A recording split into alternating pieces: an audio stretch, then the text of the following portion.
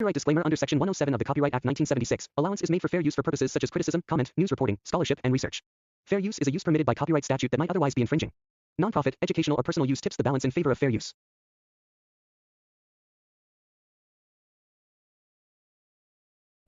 KBC में करोड़पति पति सूरज के जीवन का एक ही फंडा था कि मेहनत तो गधा भी करता है, घर बैठे जो कमाए समझदार वही होता है। इसीलिए उसने कभी नौकरी ही नहीं ढूंढी। इस बात से हालांकि उसकी पत्नी शिखा बिल्कुल भी अग्री नहीं करती थी, पर फिर भी सूरज को समझाना बेकार था। टीवी में कैसे बनोगे करोड़पति का एड देखकर उसे लगा कि बस अब तो घर बैठे ही वो करोड़पति बन सकता है, और उसके पीछे उसने अपने सारे सोर्सेस एक्टिव कर दिए। 2 हफ्ते में उसके कलीग के साले के पड़ोसी के बेटे का सोर्स निकलता है जो कि उसे शो में पहुंचा सकता है, और सूरज उससे मिलने चला जाता है। अच्छा, तो हमें मुकेश जी बता रहे थे कि आप हमें शो में पहुंचा सकते हैं। हाँ, उसमें कोई तकलीफ नहीं है। मैं कल अगर कोशिश करूं तो इसी महीने में आपका नंबर आ जाएगा। अरे ये तो बहुत बढ़िया हो गया। अच्छा, वो सिलेबस और क्वेश्चन पेपर का कोई जुगाड़ है क्या? हैं? उसका तो कोई जुगाड़ नहीं है। तो वो वाकई में कुछ भी पूछ सकते हैं? हाँ, वो तो बच्चन जी पर है, जो पढ़ते हैं वो पूछ लेते हैं।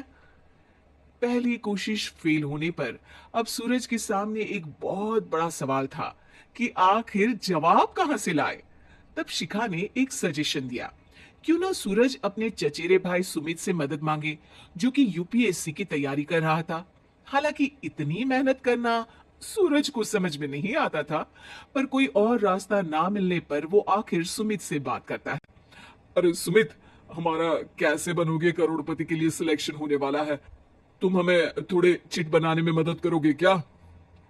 अरे भैया, चिट बनाए तो सालों हो गए, उसमें हमारा एक्सपर्टीज नहीं है, बल्कि आप बोलो तो हम आपकी पढ़ने में जरूर मदद कर सकते हैं। हट, कैसी अनाप शराब बातें कर रहा है तू। सूरज ने सुमित को मना तो कर दिया था, पर तैयारी करने के सिवाय कोई चारा उसे दिख भी नहीं रहा था, खासकर जब 12 के पेपर लीक करने के एक्सपर्ट शुक्ला जो भी हाथ जोड़ लेते हैं। आखिर सूरज को सुमित के पास जाना ही पड़ा, और उसने सुमित और शिखा से वादा किया कि वो बहुत मेहनत करेगा। 1 महीने की तैयारी के बाद फाइनल हुआ कि शो से 1 हफ्ते पहले एक ट्रायल खेला जाएगा, जहां पर सारे रिश्तेदार ऑडियंस की जगह पर होंगे और शिखा सवाल पूछेगी। दूर दराज से भी रिश्तेदार आकर हाजिर हो गए देखने कि आखिर कैसे बनेगा सुमित करोड़पति। सब कुछ सेट था, और इतने में सूरज आकर अपना स्पीच देता है। ये 1 महीना मेरे लिए आसान नहीं था, पर अपने भाई सुमित और अपनी पत्नी शिखा की मदद से मैं इतनी दूर पहुंच पाया हूं। मेरे मम्मी पापा के आशीर्वाद ने भी बहुत साथ दिया है मेरा। मैं उम्मीद करता हूं कि आज के शो में आप लोगों को बहुत मजा आएगा। साक्षी पहला सवाल पूछती है, और पूरे कमरे में सन्नाटा छा जाता है। इंडिया में कितने स्टेट्स हैं? 3, सॉलिड, लिक्विड और गैस। अरे रुकिए, तो ऑप्शंस तो देने दीजिए। इतने में 5वीं कक्षा का चिंटू बोल उठता है। अरे क्या मामा, आप तो पहले सवाल पर ही आउट हो गए। अरे बेटा, पहला सवाल तो ट्रायल होता है ना। अरे तुम अब देखना।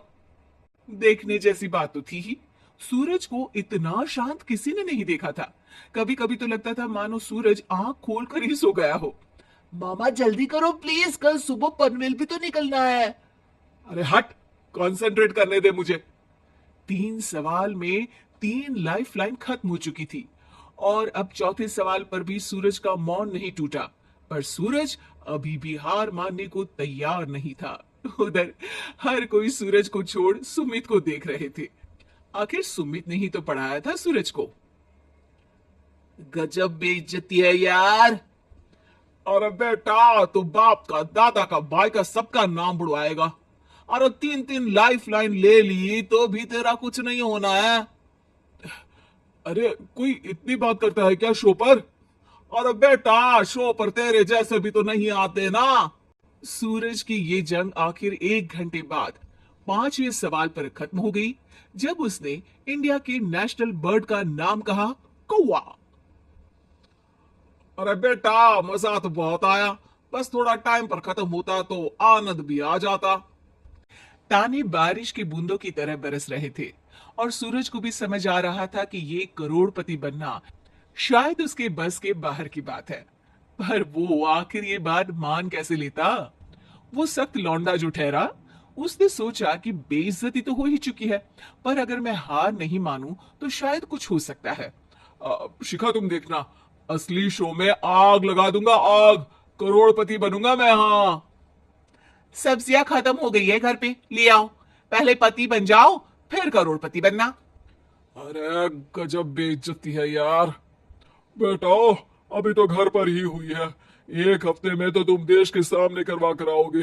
वैसे जब टीवी पर जाओ ना, तो बस अपने मम्मी का ही नाम लेना, ठीक है? कोई पूछे तो बोलना कि पापा नहीं है मेरे। अरे पढ़ाई की, पेपर निकलवाए, इतने सारे लोगों को खाना खिलवाया, क्या फर्क पड़ा? इसीलिए मैं कहता हूं कि मेहनत तो गधा भी करता है, घर बैठे जो कमाए वही सिकंदर। लेकिन मामा, गधे भी जानते हैं कि हमारा राष्ट्रीय पक्षी मोर है।